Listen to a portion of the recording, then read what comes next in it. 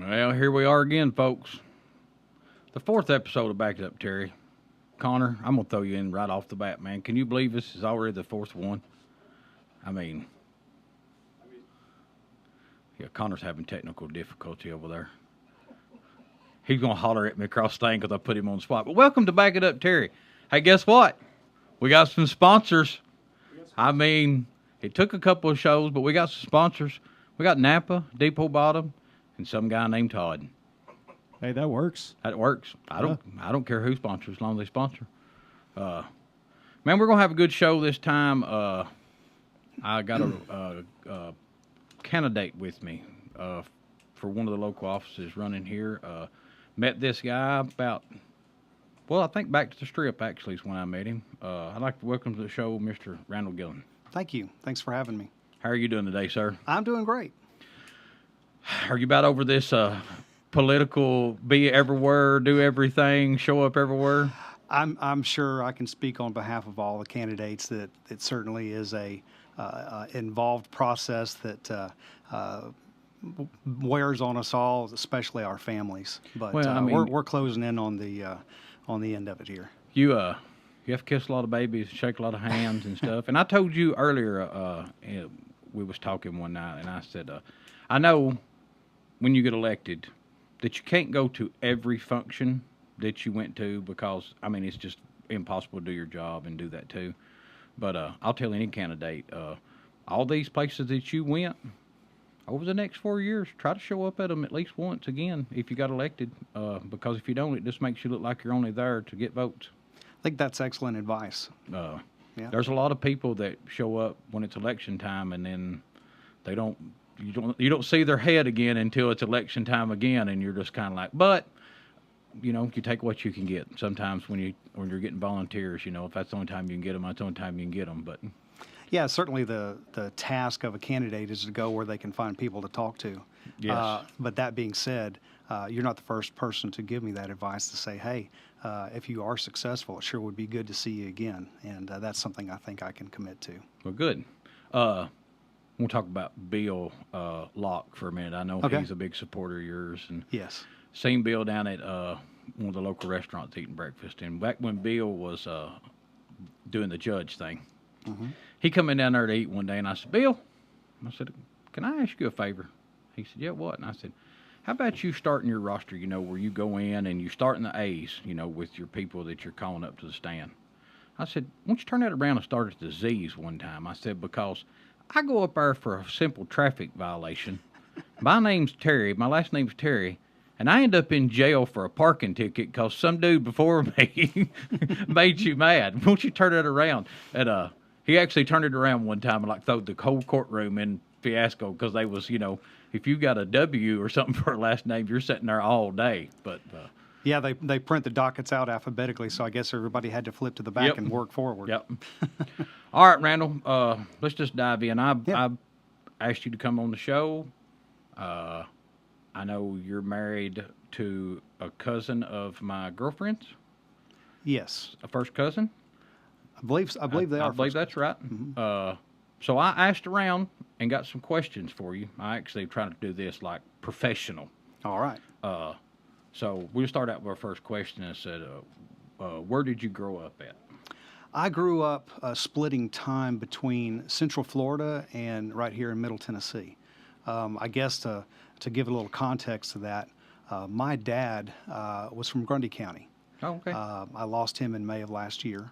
Sorry to hear that. Well, thank you. And my mom's from Coffee County. Okay. So Tullahoma and the Pelham area. And my dad is a Grundy County success story of his generation. I'm not sure many folks that he graduated went on to medical school, but he did. And my father-in-law, who played football with him there in high school and was a friend of his, was one of the most surprised people there are. He couldn't believe when he heard that my dad had, as he said, made a doctor.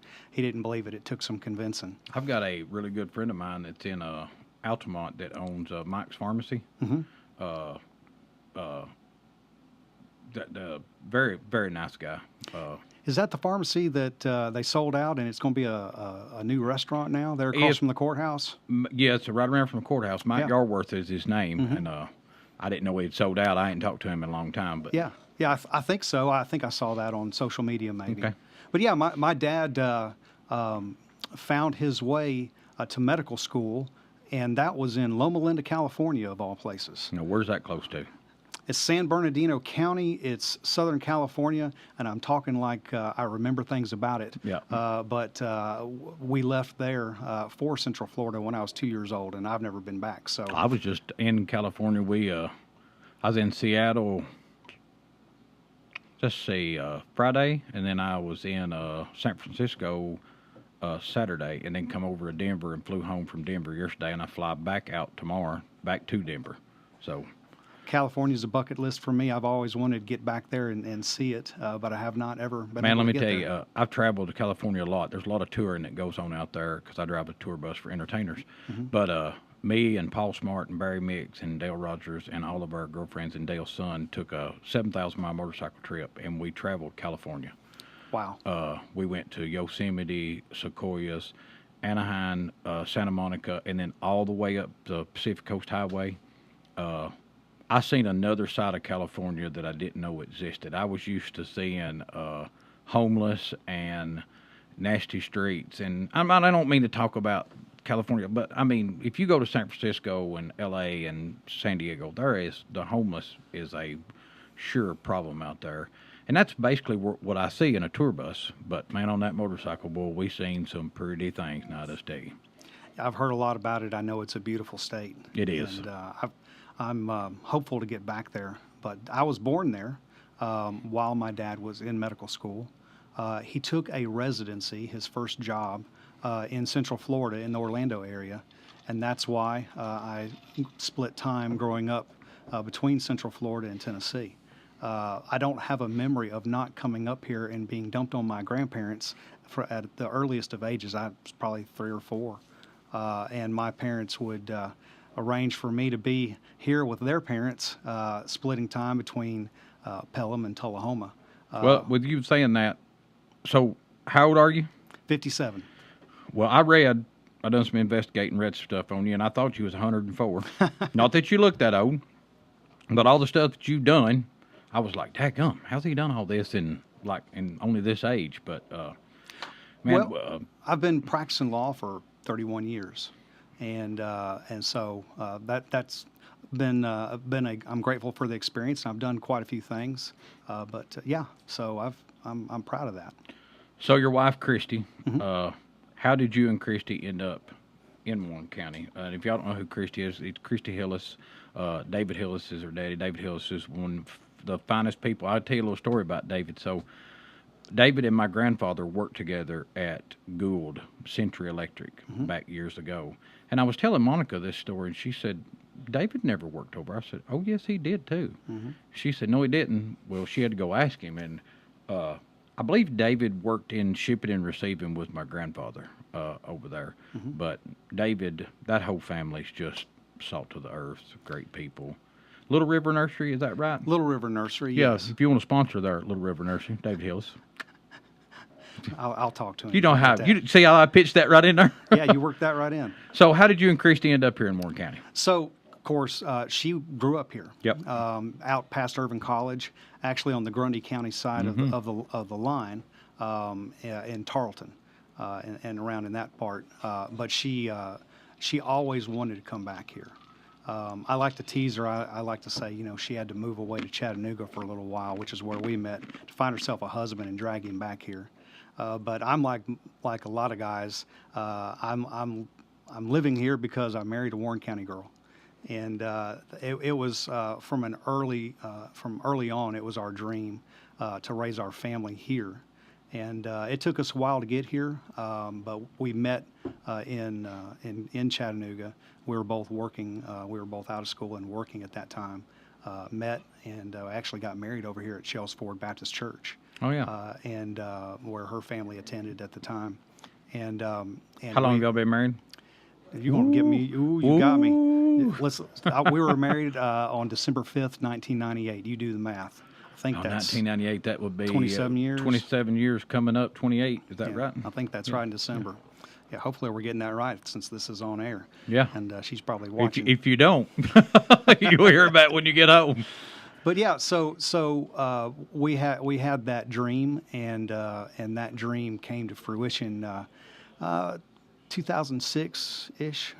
We've been here about 20 years or so. Not to give out like your address by no means, but what part of the community? We live in Newtown. Okay. If you know where Nilo's restaurant Yeah, is, there's in a, that subdivision. There's a subdivision across the street, Woodland So Creek. so if you go through that subdivision and go over to Laws Road, which used to be Route 9, I lived on that road. So before that was ever a subdivision, when I was a kid, we farmed all of that land over. My dad and Doug Parton, who owned Valley Fertilize, and us kids, we farmed all that land over, and I rode motorcycles all over where that subdivision's at, down there where that big pond's at, the lake and stuff.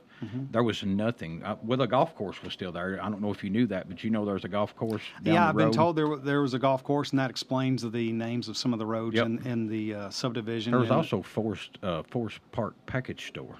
I might have been there a couple of times in my life. But, hey, that's for another show. Yeah, we moved there, I want to say around 2006, and we've been there ever since, and love it.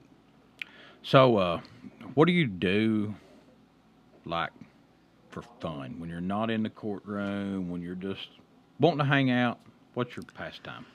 My favorite hobby, I guess, is RVing. I've got a Winnebago trailer. All right. And I'm careful to distinguish that from camping. I'm not about camping. I love my RV. I love all the comforts that come with that. The toilet, the shower, I air conditioning. I like to be near nature. I like to go out and Just explore. not in it at nighttime. Yeah, when it's over with, when I'm done fishing or hiking or doing all the things that we all enjoy, I like to come back to all the comforts of home. It's kind of funny you say that, because when we was going to take this trip, my dad looked at me and said, "Are you going to like camp on the side of the road or this?" And I looked at Dad and I said, "Do I camp here?" And he said, "No." I said, "Do you think I'm going to camp somewhere that I don't know nothing about?" "No, I'm going to stay in a hotel." I want to shower and running water and air conditioning and. Oh, it's fantastic. You can, whenever you get tired when you're traveling, you can pull over, rest. You got everything you need, and rest up, and then get back on the road and head wherever you're headed. I've taken my trailer down to the Keys 3 times. That's going to be our next trip. We're going to ride down to the southernmost point and then come up the East Coast.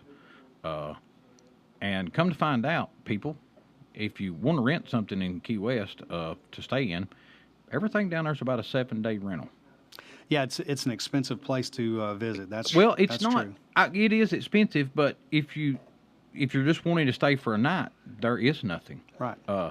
Because most people go down there and stay for a week or longer. So we're having to stay 125 miles out in a homestead and then drive down and come back. But I'm really looking forward to going down there. I've been to Miami several times, but I've never been down to the southernmost point. So, do you have any kids? Got 2. They're both in Cookeville. They're both grown, 26 and 22 years old, both boys. One of them is still in school at Tennessee Tech. The other has graduated with a business degree. He's secured his real estate license, and he's like a lot of Gen Zers. He's out there just trying to make his way. There you go. So, let's go. What made you do this? This is truly a question that come from me. What made you decide to want to be an attorney? Because I believe, now don't quote me on this, but it says in the Bible, I think it's easier to get something through the eye of a needle than an attorney into heaven. You know that quote? Well, I think they're talking about rich men. And, okay. And I would submit that not all attorneys are rich. I agree. I'm with a that. state employee, so I'll vouch for that. Yeah. But yeah, I think in the Bible it's talking about the broader category of rich men. The best thing you got going on being a state employee is a little bit of benefits. I am blessed and grateful that's for a big the job. That's a big thing, man. It's the way healthcare is. What made me decide to be an attorney? I'll tell you the truth. I don't ever recall making that decision. What I recall from a very early age was teachers at school, or my Sunday school teacher, or other adults in my life suggested to me from a very early age, based, I guess, on my personality, said, you really ought to be an attorney. You ought to be a lawyer. And I guess I take direction from the folks that influenced me. And so I don't recall waking up one day and saying, you know what, I'm going to be an attorney. It was just something that was a natural progression for me based on what others saw in me. And by the time I was old enough to make those decisions, the idea was in my head. I recall. There was none of my teachers ever looked at me and said, "I think you ought to be an attorney." I recall being in community college in a I believe it was a history class or a political science class or something. They might have said I might need an attorney. Yeah. Not that I'm going to be one. Yeah, and my professor sought me out after class one day, pulled me aside and said, "Now, what's your major? What's your plan? What are you going to do?" And I said, "Well, I think I'm going to go to law school." And she said, "Good. That's what you need to do. That suits you." Let's just call a spade a spade. You got to be pretty smart to, like, be a doctor, be an attorney, be able to juggle a life of the amount of studying you have to do, and then after you pass everything, you still got to go past the bar, and that ain't no joke, from what I've heard. The bar is something I hope to never have to take again. I think I'll stay right here in Tennessee. It is a challenge for sure. How big of a test, like, on a scale of how many hours is it, or it's a 2-day process, or it was back in 1992. Now you're talking about like 8 hours, 8 hours in the day that you're sitting there. I don't remember how many hours. I just remember it was a 2-day process. There was one they called the multi-state, and the other was the state based portion, and it was a 2-day process. And studying for it was intense. They sell prep books and things such as that help you get ready. I remember pouring through those books for weeks and weeks and weeks, and trying to get ready to take that test, and being so nervous. I think most of the folks that I talked to when we finally finished up and were walking out and kind of comparing notes with each other, we all said, "Oh man, I didn't pass. And of course, most of us did. And I'm grateful to have passed it, and would not want to take it again. Well, correct me if I'm wrong, but there's no limit to how many times you can take it, right? No, there's not. I believe there's a period of time that you have to wait. Yep. And so, yes, again, I'm grateful and blessed to have passed it the first time, so I don't know the details on that. But yeah, there is I don't know of any rule that's going to say you can only take it X number of times. That's one of them things that once you pass it, you look back and go, "Whew, got that under my belt. I'm ready to go." Yeah. Okay. You've done a lot, and when I done a little research on you, I found out that this is the reason why I wondered if you was 104 years old, because you've done a lot in 31 years of being an attorney. You've done civil work, child protection, corporate counseling, state government. So going to be a prosecutor, you're not going to make every person happy, and even sometimes you're not going to make the no matter how much time you give somebody, that somebody's going to think you're in a hard job. When people look at it, it's kind of like being the judge. I mean, 50% of the time, people's going to be mad at you. Somebody's mad. So, what made you decide to want to swap over and start doing prosecuting? Well, that is an interesting story. I was working for a period of time in Nashville as a regulatory attorney. A what? A regulatory attorney. So there was the Tennessee Regulatory Authority, an agency that doesn't even exist anymore. I think their functions were absorbed by the Public Service Commission. But that agency regulated telecommunications and gas companies and other types of utilities. And I was working there for 4 or 5 years. And at that point in time, my wife and I were still working on getting back to Warren County. By virtue of the fact that my job was in Nashville and she was working at River Park as a physical therapist, we decided to locate in Manchester.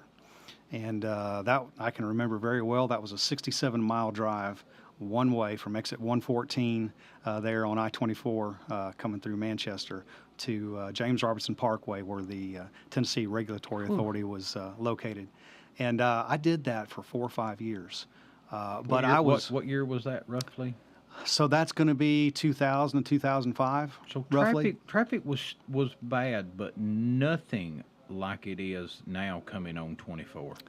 I'm sure that's true, but I can tell you, even back then, when you got to Murfreesboro, you slowed down and Yes. sometimes stopped. Yeah. And leaving work, if I didn't leave work early or late, I was going to spend an extra hour on Yep. 24 getting home.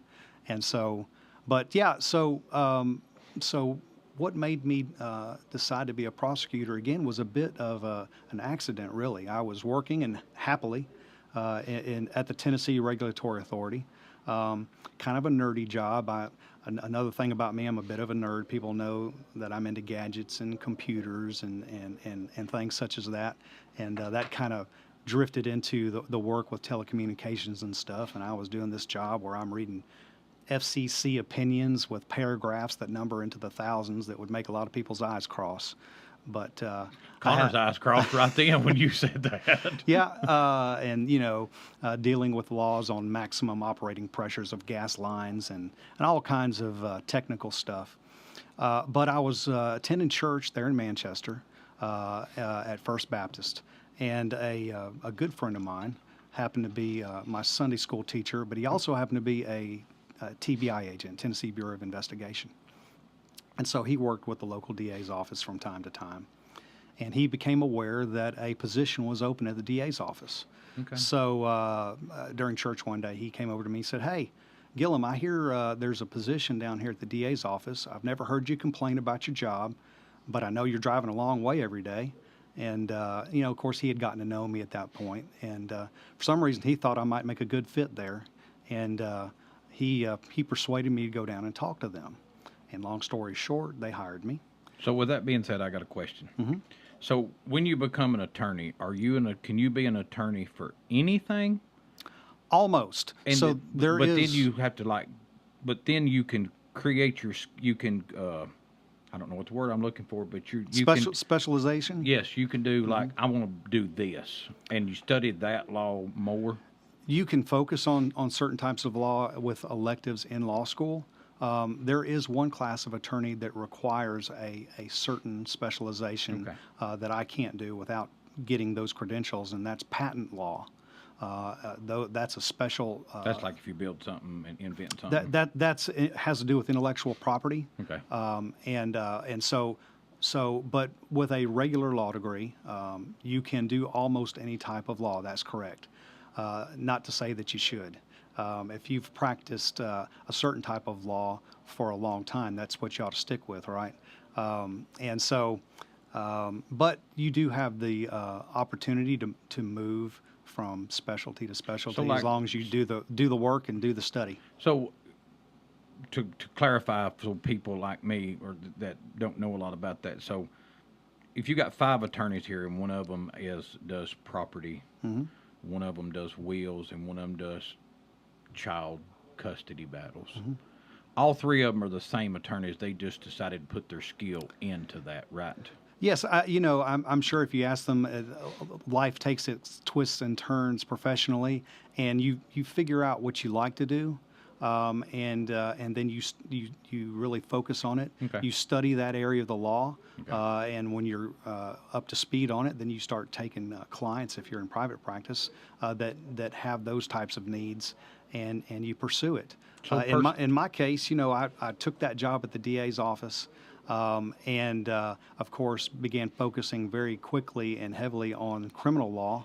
And I had some great friends that mentored me in that office. And man, when I walked into a courtroom for the first time and got involved in trial work, which I hadn't done a lot of previously, at the regulatory authority, I was the guy they would call on if there was a time to stand up and address a group of people, but it wasn't the same as the type of trial work that you do as a prosecutor. But man, when I finally got to do that, I realized, hey, That's what you wanted to this do? is what I'm called to do, and I've been doing it now for 21 years. So Uh, 21 years. That was actually maybe my. You've been doing the prosecuting for 21 years. Yes. Uh, Yes. I started there in Coffee County. Okay. And then I was hired here in Warren County in 2007 and worked here for the next 15 years. And that is why the office is so important to me. I've got a lot of time invested there. I've got a lot of friends still working there, good people. So there's a lot of people don't understand, but you're the DA. Also, is the DA for Van Buren County too, right? That's right. Tennessee is carved up into 32 judicial districts. Some of them, like Coffee County, are just one county big. Our district is two counties, Warren and Van Buren. The district I'm working in right now has 7 counties. I wish I could explain to you why some districts have one county and some have 7. I suppose the answer is probably politics. So where are you working at now? I work in the 13th Judicial District, which centers around Putnam County, Cookeville. Okay. It also includes Crossville, Cumberland County, and it goes all the way up to Clay and Pickett County on the Kentucky line, all the way down to Cumberland County in Crossville, over to Overton County, which is Livingston, and then back this direction to DeKalb and White County, Sparta and Smithville. I got a funny story about Livingston. I had a accident up there, and I got a ticket, and I had to go to court. And in there, the jailhouse is attached to the courtroom. Mm-hmm. And then they have this little cell in the courtroom where if the prisoners are not right, nice, or whatever, they put them in that little cell over there. This girl was just not acting right. So they put her in this door over here and didn't lock it for some reason. And there in a minute, she busted out in the middle of the courtroom and took off running for the door to leave. And there was a Tennessee Highway Patrol over there. And boys, he was a big son of a gun. And he didn't do nothing except stick his arm out and armbar her and flipped her over. And I thought of all this, and I'm thinking, oh, Lord, I hope that judge calms down before I have to go up there. Because all I had to do was show up. The ticket was done, dismissed. I was just showing back up. But this girl sure made my day a whole lot more hectic. But that's my story about Livingston. Well, sometimes our days in court are a little more exciting than others, that's for sure. So we got, let's move on to, in case y'all don't know, people, where's my camera at? My camera's right there. I took notes. Back it up, Terry. When it's me and Keaton Kell on here, we just freelance. Hey, I think it's time, Connor, ain't it? This portion, is it this portion now? Which one you want me to do, Connor? This is new. I've never had a sponsor. I was about to say, pick one of the hats. You can either use the table hat or the one you're wearing right now. I don't care. Let's do this one first. All right, perfect. Depot Bottom Country Store. Come on as a sponsor. I really want to thank Suzanne for supporting me. If you've never been to Depot Bottom, it's 100-something-year-old store. It used to be Hubert Hillis's. It's like a great place to go eat at. You used to get, and you still can. You can get a bologna sandwich that thick. She's got a meat and 3. Got a great breakfast. And there's the Liars Table every morning. So Jeff said this morning, somebody asked Jeff if he would watch the show. He said, no, I get back it up, Terry, every morning down here when you and Paul and all y'all sit around telling stories. So I don't need to watch your show. I said, yeah, but you know what the best part of watching my show is? You can mute me on there. You can't mute me down here at Depot Bottom. Depot Bottom Country Store. Go down there for dinner and breakfast. It's a great place. So, Randall, let's see, what do I want to do? You have also taught at the Trial Advocacy School in Memphis for 13 years. How did you become involved in that, and how did you end up in Memphis to be a teacher of something? Years ago, the federal government had a program. The acronym was NAC. They called it the NAC. I think it stood for National Advocacy Center. And that was a program where prosecutors, both at the federal level and the state level, would convene, I believe, in South Carolina, and train. They would break down a criminal trial into its components, into its various parts, study it. They would have cameras pointed at them. They would have the best prosecutors and trial attorneys from across the country critiquing them and teaching them and walking them through everything and grading them on their performances and looking at all the things that they could do. And it was quite an intense program.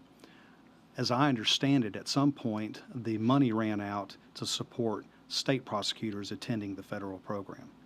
So back before 2013, the state of Tennessee and the Tennessee District Attorney General's Conference decided, well, we're not just going to give up on that process and on that program, we'll just make it for ourselves.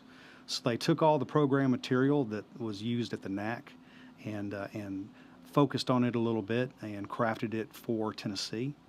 And in 2013, held their own school for the very first time. It was the inaugural class of that program.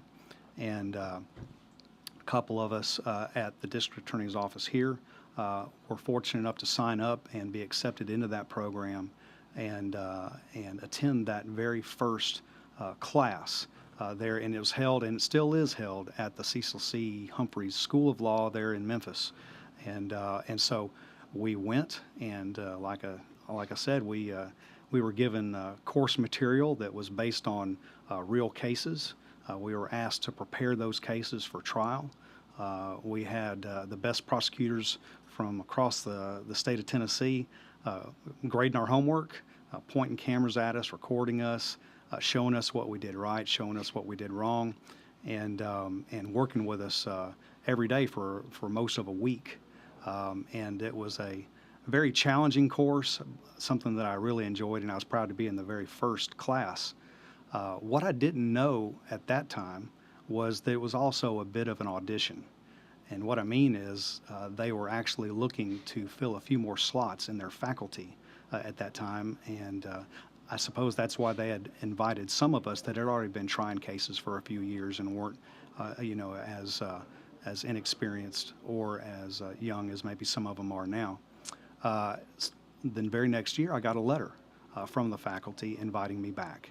Not as a student, but this time as a teacher.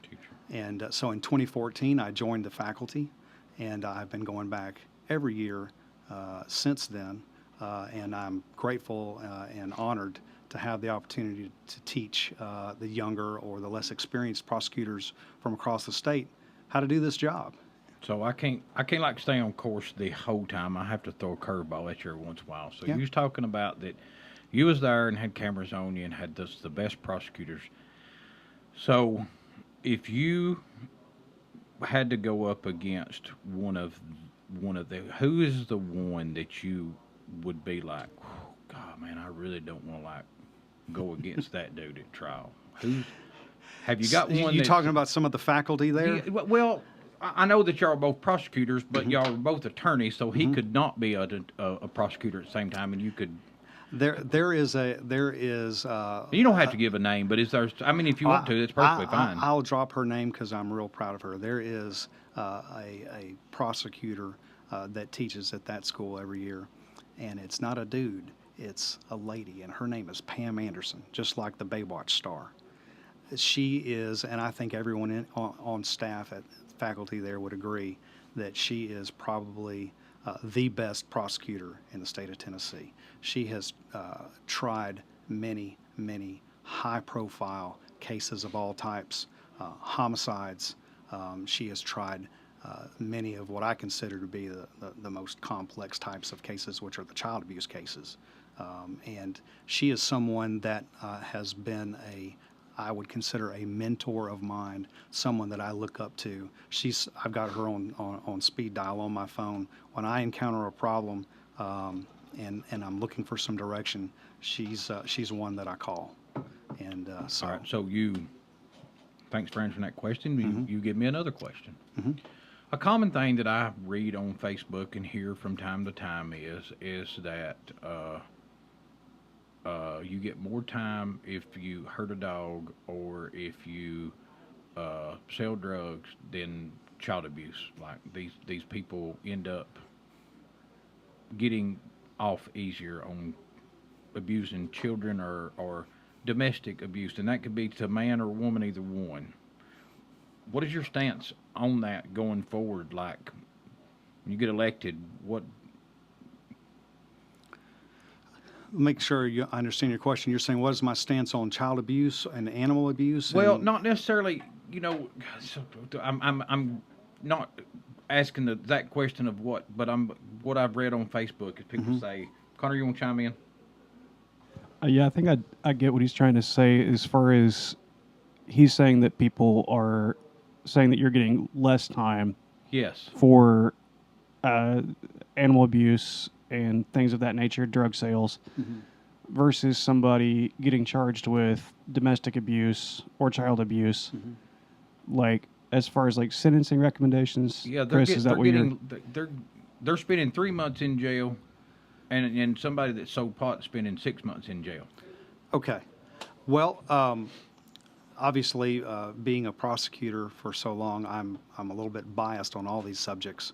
It's my belief that the punishment should absolutely fit the crime. Yes, sir.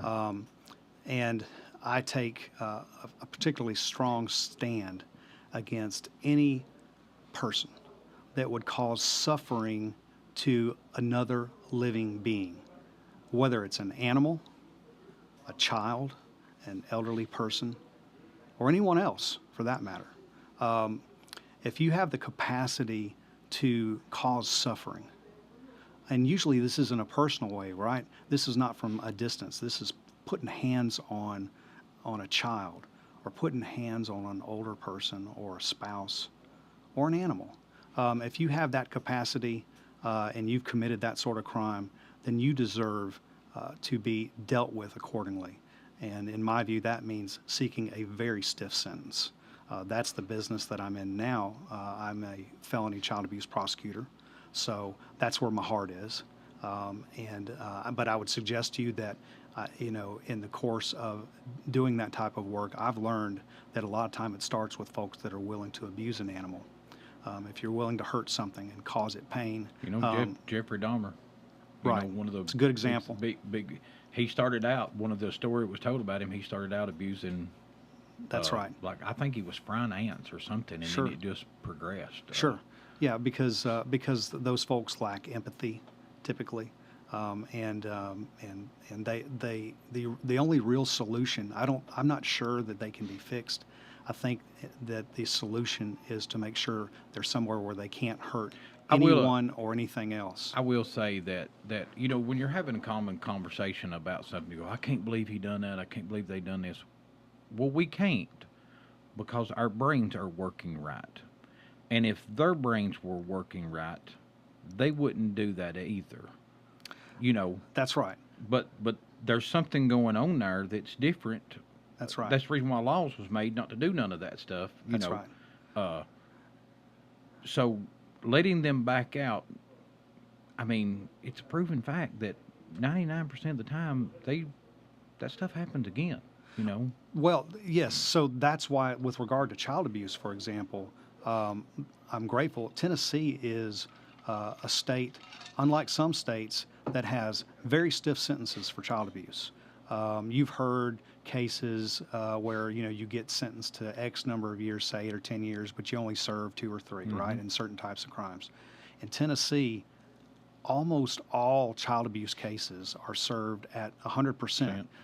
Which means, if you're sentenced to 25 years, for example, you're going to do 25 years. So if you're going to get that kind of sentence, you better be a pretty young person. And there's no on some of them sentences, there's no 2 for 1, like if you're a trustee or you've become the model citizen or whatever, you're still serving 1 for 1. You're serving 100% of your sentence, and that's as it should be. Like you and I were just saying, I don't think there's any other way to protect our community from a person that's willing to abuse a child or. I'm not going to ask you your opinion on this. I'm going to give my opinion on this because you're running for office, and if they still had public hangings where you drove by and seen somebody, hey, old Joe Blow done such and such, and you drove by and he was hanging at the courthouse, that other dude might not do that because he would see. But when they start letting people off and the punishment don't fit the crime and stuff. And I mean, One of the goals of sentencing is deterrence.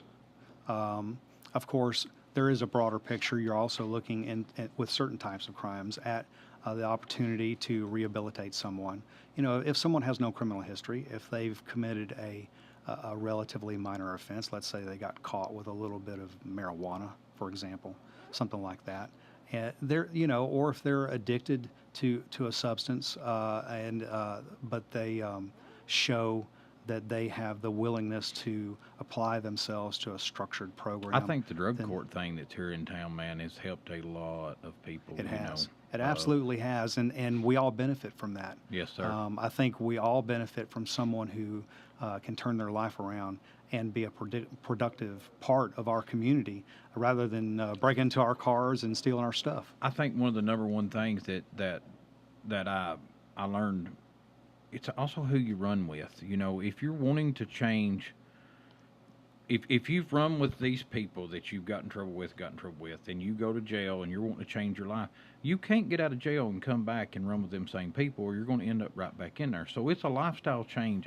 all the way around. That is a principle that is offered and taught to folks that are going through adult recovery court or other similar programs. They're told that. They're saying one of the things that you can do to help yourself is to remove yourself from the life and the people and the world that you were in before, and flip the page and plug in somewhere else where you're not constantly tempted the way you were. So, because a lot of people have questions and are not advanced in knowledge, especially me, while we was talking, I come up with a question. Is there any set sentence for any said? Let's say I walk in and just shoot somebody. Is there a set sentence? Is there only so much you can give that person? For all crimes, there is a range of sentencing that applies. Our criminal code is broken down into felonies and misdemeanors and various grades amongst them. So felonies start at A and they end at E. And there are also A, B, and C misdemeanors. And they each have their own accompanying punishments, lengths of sentences and such. And so, yes, but it's all prescribed by law. Okay. Mm-hmm. All right. Current job. See, I'm trying to figure out what we've talked about already because I had all these questions wrote down. Okay. A lot of folks don't know this. And I mean, I know a little bit about this, but I don't know everything about it. What does the district attorney actually do?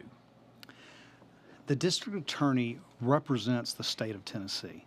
A district attorney here represents the people of Warren and Van Buren counties specifically. So it's a little bit unusual in that, unlike someone in private practice that has a person as a client, we stand up for the people. Now that translates directly into many times helping victims. Victims have their own rights by law in Tennessee, and part of our task is to make sure that those rights are vindicated. But the really cool thing about being a district attorney is that your job is not to win convictions or anything such as that. It is to actually do the right thing in each case, and that sometimes means looking at law enforcement and saying your case is not sufficient, and we're not going to prosecute it. Sometimes, so you have the opportunity to make folks mad in all directions, right? But it's important. When I walk in, and I've used this as kind of my intro in some speeches that I've given, but it's true. When I walk in every day at the office that I work in now, there's a poster that greets all of us when we walk in, and it says simply, "Pursue guilt and protect innocence." And both of those things are equally important. So it's equally important because of the power of the district attorney's office that it be wielded correctly, and that you don't pursue an innocent person or a person for whom the proof is not there beyond a reasonable doubt, but that you do pursue the guilty. and afford the community the protection that they deserve in that respect. So you say that, and could you imagine, with all the advancement we have in DNA testing and everything that it's y'all's disposal now to try to prosecute somebody. Mhm. Could you imagine how many innocent people back in the 30s and 40s and 50s set a lifetime in jail well, it's just because somebody? Yes, I'm grateful that for the advances in forensic science for sure, and I'm sure you've heard of the Innocence Project, where and their task is to delve into those sorts of things and see if there is scientific evidence available to someone that they feel like has been unjustly prosecuted. I think that's the biggest nightmare for any district attorney or assistant district attorney is to wrongfully convict someone. That is something that that would be the worst possible result. Something that we all, I think, would seek to not do for sure. Like I'm sure that with you being a DA, you have to look at pictures and evidence and everything. Like being a cop or ambulance driver or fireman or stuff. They see some stuff that man. That you'll never get erased out of your brain. Have you ever turned the page one day and just went, wished I hadn't seen that? I've seen some terrible things. Terrible things. But to my way of thinking, it's necessary because at the end of the day, a good trial lawyer is a good storyteller. And so if you're going to convey what actually happened, you need to see it. So, for example, I've tried quite a few homicide cases, and part of that process is to go out and walk the scene, and there is no substitute for that. After the scene's processed, you obviously don't want to mess up the evidence, but you do want to have those terrible images at your disposal so that the jury, when you're ultimately telling them the story, so they get the impact of what happened. Can you go to the scene actually after, let's say that all the evidence is collected stuff, can you actually show up then if you wanted to, if you knew about it? A good prosecutor goes to the scene. Okay. A good prosecutor goes to the scene, the crime scene, doesn't interfere with it. But I'm sorry, Connor gave me a look, and I know what went through his brain because it went through mine too. Well, Connor, you want to ask him that question that you said on the Simmons show? I'm always down. All right. Shoot from the hip. One of the questions that I want to ask all the DAs that are running currently, and since you're sitting here, if you're showing up to a scene, you going to carry your gun with you and try to... Well, that's obviously a loaded question. It is a loaded question. But I'll address what I think you're driving at directly. If I carry a gun, you'll never know it. Good answer. The safest way to carry a gun. We didn't mean to put you on the spot, Randall. No, but that's okay. Connor okay. looked at me and started dying That's laughing because okay. the questions just fell right into it. Well, and I'm not trying to dodge around the topic that y'all are addressing, and I'll hit it straight up. I will not put myself in a situation that is properly dealt with by law enforcement. Okay. There you go. I will commit to staying in my jurisdiction. I will commit to doing my job, which is in the office and in the courtroom. It is not my job to kick in doors. It is not my job to point guns at people unless I'm defending myself or someone else legitimately. And of course, that's what brought us here, right? We had a district attorney that was forced to resign because some of that bad behavior. And that behavior shook the confidence of this district. And I had been hearing some things prior along those lines. I never thought for a minute that it would get to where it obviously got. And here's the funny thing, since we're on that subject, is 50% of the people I won't say 50%, but there's a vast majority that stood by him, and So- then a vast majority stood completely against him. But that's the way it is in anything. You can't make everybody happy no matter what you do.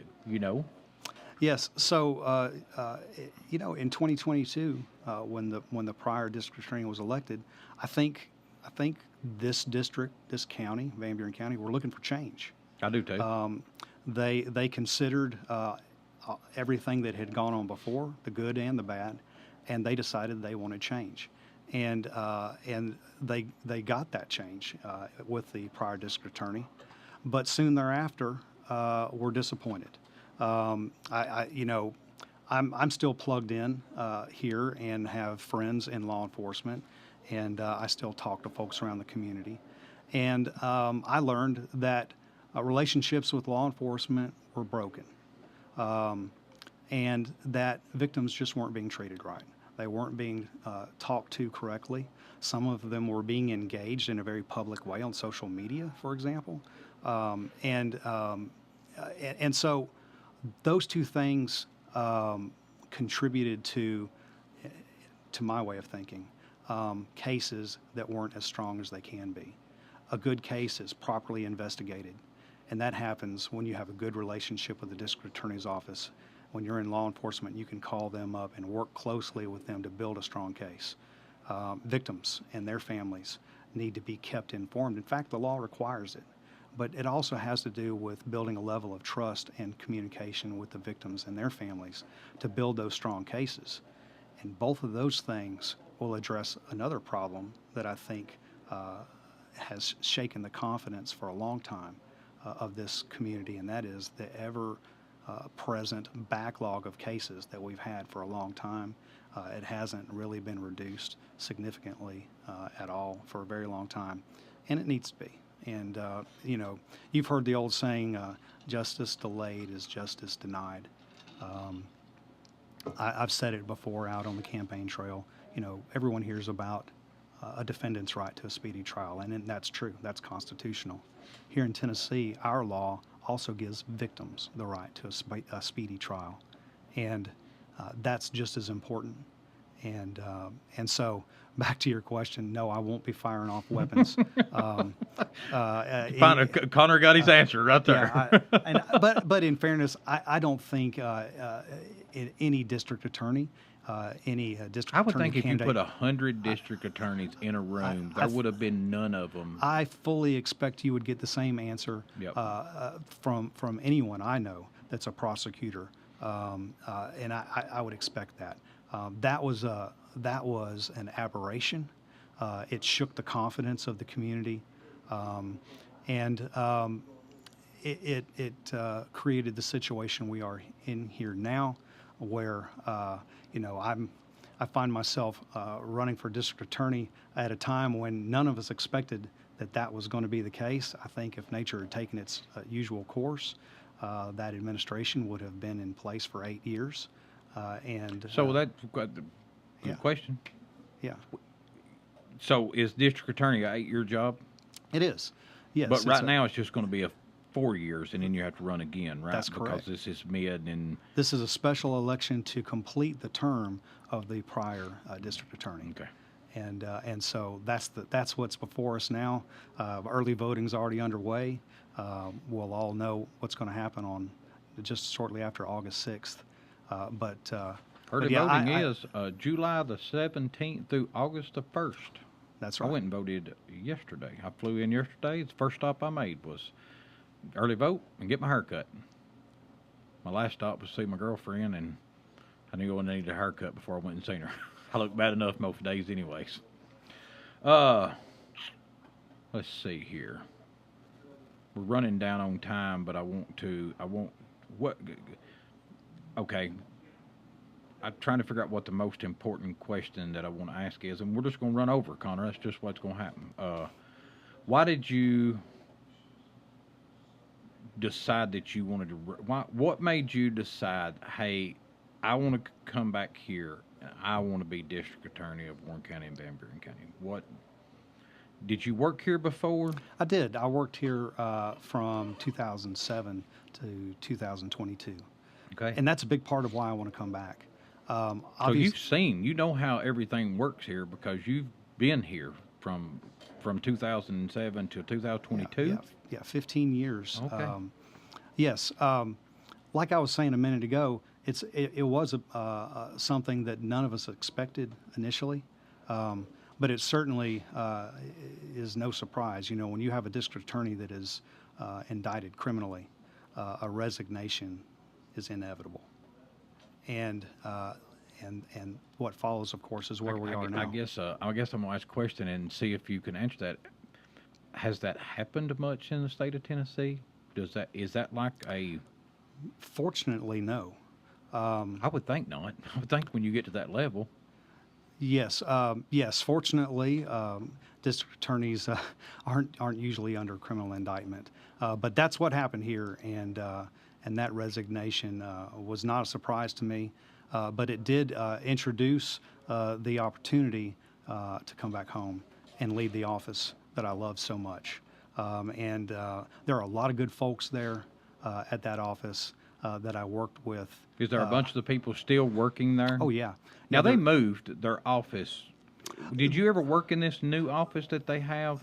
So the office that's there now has been there for, well, it was there when I hired on. So it's been there for quite some time. There at the corner of Spring Street and Main Street. Okay, maybe I'm thinking. What's in the old Goodyear building? What moved to there? I think maybe the prior administration was there, but certainly when I hired on, I hired on to the current location, and it is full of good people. A lot of experienced staff are there, and you know, to my way of thinking, what the office needs is a new direction, and that starts at the top. It does not mean getting rid of those folks. It does not mean anything other than taking the office in the direction of repairing relationships with law enforcement and working with victims to build stronger cases and reduce the backlog that the DA's office is working with right now. So that, you know, that is the goal. Like I say, I suspect that you know, if there hadn't been a resignation, that I would have spent the next 4 years as a felony child abuse prosecutor, working in and around Cookeville, Tennessee, and that one of my opponents would have continued doing her work as a defense lawyer, and the other of my opponents would have continued working for that administration. But here we are, and I don't think any of us expected to be here, but I think we're all motivated to bring what we have to offer to that office, and I think that's the task now, is for folks to decide which of those visions is going to benefit the community the most. All right, so I'm going to ask you one last question, and then I'm going to... Today, people, y'all are going to get a special thing.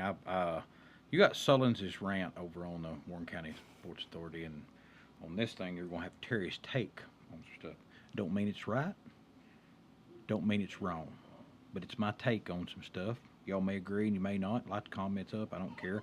But I'm going to stop for 1 second, Randall, and I want to run an ad thing here for one of our sponsors, Napa Port Star over on Burspah Street.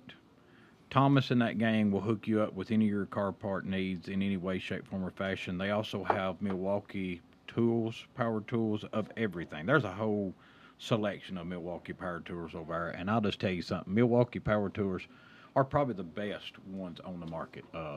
I have a bunch of them, and I really, that half-inch impact is a beast. But Napa Auto Parts, really appreciate y'all coming on to the Back It Up Terry show.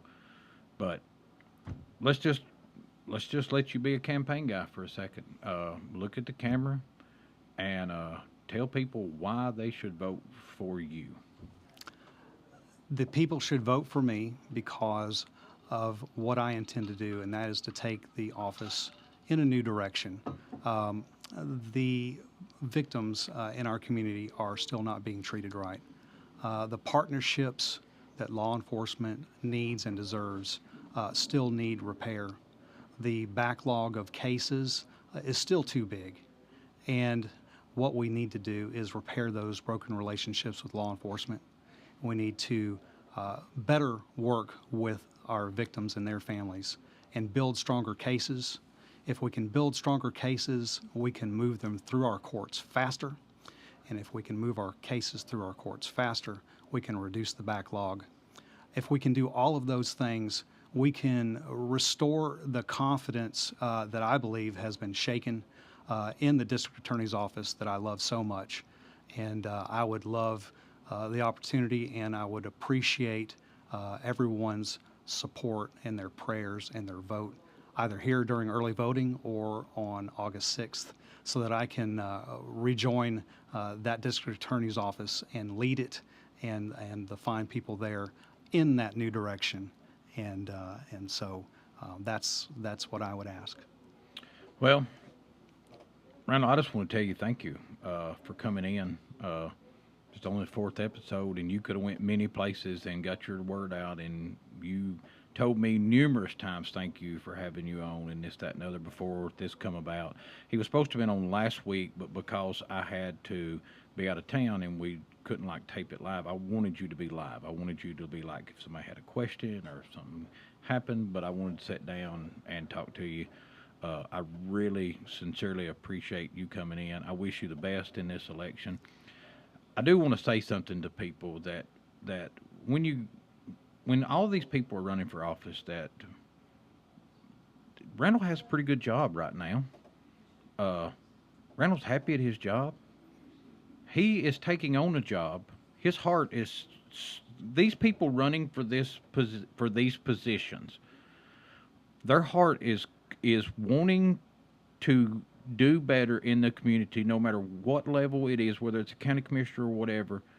But especially y'all are changing your career, that in 4 years for you on this one, you're going to have to do this all again. Where at your job right now, you could just go to work and coast on through life and get your retirement and enjoy life. But you're going to take a job that that after 4 years you win again. In 8 years you're going to have to run again, and as long as you want to stay in there, you have to keep doing that. That's right. And that's something that I think myself and I'm sure the other candidates have thought through, and they're willing to do, and they should be commended for that as well. I think the choice that folks are being asked to make is who has the skill set, who has the temperament, who has developed along the way in terms of their experience, that skill set and that temperament to lead the office most effectively.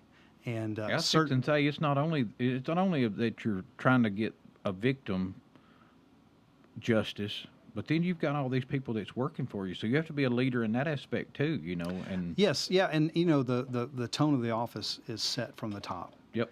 And so the folks that are working in the office will follow that direction. I've told a lot of people. So let's my idea is let's take it in a new direction that restores the confidence that I think the community really yearns to have in the DA's office. I think they want to believe in the DA's office and believe that the folks that the results that the DA's office can produce are the correct results, and that they can rest easy at night knowing they're protected, and that the folks in the office are worthy of their confidence. Well, I'll tell you this as well as I'll tell any person that's a boss.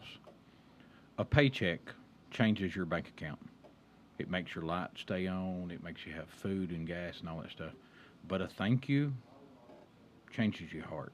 If your boss will just walk by every once in a while and say, "Hey, man, I don't know. HR probably get on to you if you pat them on the back now. Bull crap that we live in, But pat them on the back and tell them, man, thanks for doing a good job. It changes their heart, changes their whole want to come to work, like their job, this, that, and the other.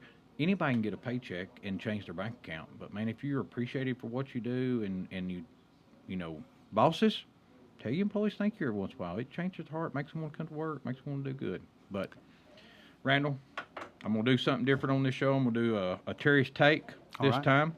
All right. I really appreciate you coming in. You can set in for Terry's Take because it's got something to do, not necessarily with you, but the job you're running for. So on this episode of Terry's Take is brought to you by Todd. It's one of my sponsors. Don't ask no questions. It's just Todd. Thank you, Todd, for sponsoring. Back it up, Terry. Terry's Take is, I don't understand why any elected job, and I say job when I mean your political view does not have nothing to do with what the DA does or what Beth Martin does or what Wes Williams does or Josh Roberts. I wish we could get out of having to run on a party for a job, because you have a certain, you, as long as these other people have a criteria, sheriff, all that stuff. His political views don't mean nothing. He's the sheriff. He has a job to do. I don't understand why we have to run under a Democratic, an Independent, or Republican. Why can't it just be, hey, this is Randal Gilliam, and this is Lisa and Matt and whatever, and y'all pick the best person, because there's a lot of times that the best person will not win the job because they're on the wrong party. And that should not be an issue when you are running for a job. Now, if your political stance can affect that job, like Congress and stuff like that, well, sure, you got to run for under a party. But if you're running for a said job, Josh Roberts is running for road superintendent. It don't matter if he's a Democrat, Republican, or Independent. He's still going to fix your road. You know, it's the best guy for the job. But that's my take on public office jobs. I won't say elections, but public office jobs that you have to be elected for, because you shouldn't have to run under a party. It should just be, hey, who's the best qualified person for the job? And if y'all feel like Randal Gilliam is the best qualified person for the DA, make sure and cast your vote. You can do it July the 17th through August the 1st, or you can go August the 6th to your district and vote. Randal, I really appreciate you coming in. Chris, thanks for having me. I'm grateful for the opportunity to get my message out there, and you've been a part of that. Trent Kell, and I'm grateful. Trent Kell taught me something, and it's funny he gets brought up a lot, and it just got on my heart. The Lord just come into my body and said, "You ain't talked about me on this show none. We're going to end this one different." And Trent Kell told me this a long time ago. Don't ask nobody to pray, call them out. You want to end this in a prayer? Sure. All right, let's do it. I want you to do it. You want me to pray? Yeah. All right. Go right ahead. Dear Lord, I'm grateful for the opportunity to be a part of this process, whereby the citizens of Warren and Van Buren County make important decisions. I would ask that their minds be open and that they consider everything, and that ultimately, after all that your will be done. And whether that's me or someone else, we pray that it be your will that's done. In your name, amen. Amen. Thank you, Randal. How about that? I really appreciate that. I got a compliment, a comment about the fact that, man, I really love your show because you're not afraid to talk about God. Yeah. Well, that one surprised me. I've never prayed on air before, but I'm happy to do it. Yeah. And your Terry's Take. I think in our election, you were talking about partisan politics. One of the blessings that the voters will have in this race is that they won't have to make a partisan decision. I did notice that Yeah. it's everybody's independent when I walked in. We're all running as independents, and that's by design. I've never hidden my politics. I'm a conservative Republican. I don't think I've ever asked you what your politics are.